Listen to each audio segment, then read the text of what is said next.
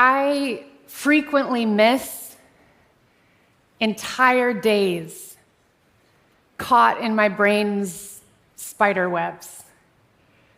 But if I happen to look up in time to notice that the darkness still has a little daylight left to swallow, I will ivy up the fire escape to catch whatever embers of the day are still slow dying behind New Jersey.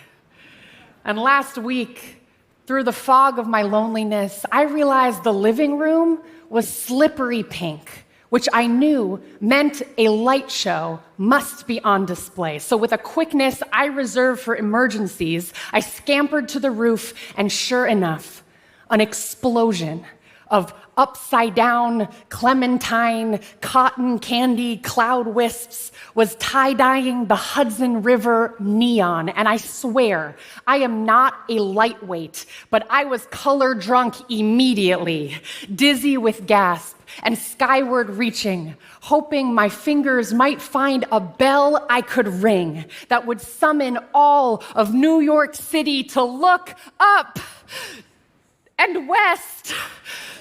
But there was no bell and no one to call, just my own astonishment, still willing to answer after the first ring. How predictable. One good sunset, and I release my nihilism like rose petals behind a bridal gown. Look, I have married my cynicism and renewed my vows. But it didn't stop the streetlights from coming on at the exact moment I passed beneath them, when nobody else was in the park to see it, like the whole city was winking. And yes, I blushed, the way I do whenever someone beautiful flirts with me. I haven't stopped thinking about death. I am just wringing every last jaw drop from the tissue between heartbreaks. On a long run outside the city, along a highway and miles from any shoreline, I found a starfish alone on the asphalt, an unsolvable mystery with no witness to corroborate. And there I was again, wandering the streets of Bewilderville, population 1.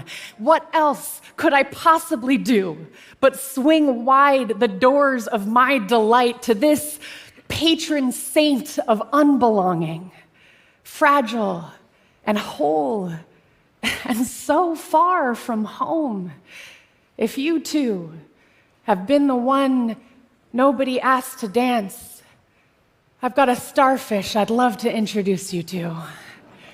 And I don't have any proof, but one time the wind, or my ancestors, or unseasonal warmth carried 3 hawks to my kitchen windowsill to rattle my coffin to cocoon, and 2 of them left, but one of them stayed, eyed me through the glass like a promise or a dare.